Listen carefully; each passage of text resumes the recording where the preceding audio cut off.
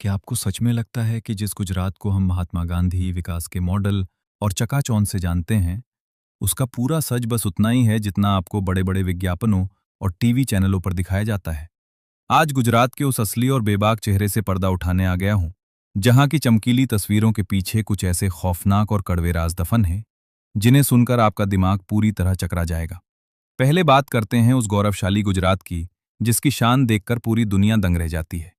यहाँ की अनूठी संस्कृति और नवरात्रि के गरबा का वो कड़क नज़ारा, जहाँ हर एक रात किसी बड़े इंटरनेशनल फेस्टिवल से कम नहीं होती।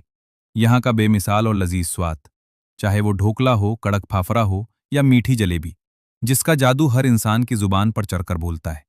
बिजनेस और व्यापार के मामले में तो ये राज्य पूरी दुनिया का बाप माना जाता है। सूरत की अरबों डॉलर की हीरा इंडस्ट्री से लेकर अहमदाबाद के कपड़ों के बड़े बड़े कारखाने देश की पूरी इकोनॉमी को अकेले अपने दम पर चलाते हैं। कच्छ के विशाल रेगिस्तान की वो जादुई सफेद चादर, जहां चांदनी रात में नजारा जन्नत जैसा दिखता है, और सोमनाथ और द्वारकाधीश मंदिर का वो ऐतिहासिक और दिव्य वैभव, जहां पैर रखते ही हर एक सच्चे सनातनी के मन को असीम शांति मिलती है। गिर के घने और खतरनाक जंगलों में खुलेआम दहाड़ते वो एशियाटिक शेर, जिन्हें अपने नेचुरल हैबिटेट में देखना हर वाइल्ड लाइफ लवर का एक बहुत बड़ा सपना होता है। लेकिन भाई, अब कान खोलकर सुन लो। इस सोने की चिड़िया जैसे चमकीले राज्य का एक ऐसा डार्क, गंदा और खौफनाक सच भी है, जिसे अक्सर दुनिया की नज़रों से छुपाने की पूरी कोशिश की जाती है। पहली और सबसे भयंकर हकीकत है वहां की कागजी शराब। बबंदी का वो भयंकर और मूर्खतापूर्ण ढोंग, जो जमीनी हकीकत पर आते ही पूरी तरह दम तोड़ देता है। कहने को तो पूरे गुजरात में शराब पूरी तरह बैन है और कोई छू भी नहीं सकता, लेकिन सच ये है कि वहां एक बहुत बड़ा ब्लैक मार्केट, अवैध धंधा और होम डिलीवरी का सिंडिकेट चलता है, जहां 2 नंबर का माल और विदेशी बोतलें पानी की तरह बहती हैं। इसी अवैध और गंदे धंधे के चक्कर में आए दिन जहरीली शराब के ऐसे भयंकर कांड होते हैं, जहां सैकड़ों बेगुनाह गरीब लोग अपनी जान गंवा बैठते हैं, और वहां का पूरा प्रशासन आंखें मूंद कर तमाशा देखता रहता है। कोई कड़ा एक्शन नहीं होता। दूसरी बड़ी चुनौती है यहाँ का अंधाधुंध और अनियंत्रित इंडस्ट्रियल डेवलपमेंट, जिसकी बहुत बड़ी और दर्दनाक कीमत वहाँ के लोकल गरीब लोगों को अपनी जान देकर चुकानी पड़ रही है।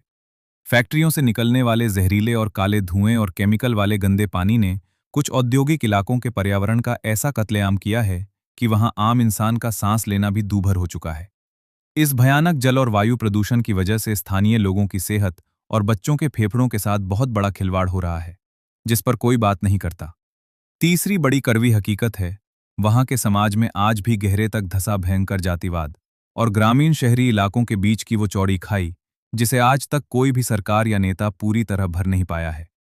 विकास की बड़ी बड़ी बातें सिर्फ चुनिंदा बड़े शहरों और गगनचुंबी इमारतों तक सिमट कर रह गई हैं, जबकि गांवों के गरीब लोग आज भी अपनी बुनियादी जरूरतों, अच्छी सड़कों और पानी के लिए कड़ा संघर्ष कर रहे हैं। चौथी चीज है सोशल मीडिया पर अक्सर वायरल होने वाली मॉरल पुलिसिंग और गुंडागर्दी, जहां लोगों की व्यक्तिगत आज़ादी, उनके खान पान और पहनावे पर कुछ संकीर्ण और ठेकेदार सोच वाले लोग अपनी अवैध दादागिरी चलाने की कोशिश करते हैं, जिससे शांतिपूर्ण समाज में बेवजह का भयंकर तनाव पैदा होता है। और सबसे आखिरी, सबसे गहरा और सबसे दर्दनाक जख्म है साल 2002 का वो डार्क चैप्टर और उन भयावह और खूंखार दंगों की यादें, जिसने पूरे हिंदुस्तान की रूह को कंपा कर रख दिया था। वो एक ऐसा काला इतिहास और कत्लेआम है जिसका दाग आज भी गुजरात के माथे से पूरी तरह धुल नहीं पाया है, और समाज के दो समुदायों में वो आपसी भरोसे की कमी आज भी साफ नजर आती है, जिसे ठीक होने में सदियां लगेंगी। बेशक यहाँ के लोग अपनी मेहनत, कड़क लगन और कमाल के बिजनेस माइंड के लिए पूरी दुनिया में अपना लोहा मनवाते हैं और हर बड़ी से बड़ी मुसीबत का सीना तान कर सामना करना जानते हैं, लेकिन इसका मतलब ये बिल्कुल नहीं है कि हम इस राज्य के अंधेरे और गंदगी को अनदेखा कर दें। किसी भी जगह का पूरा सच समझने के लिए उसके उजाले के साथ साथ उसके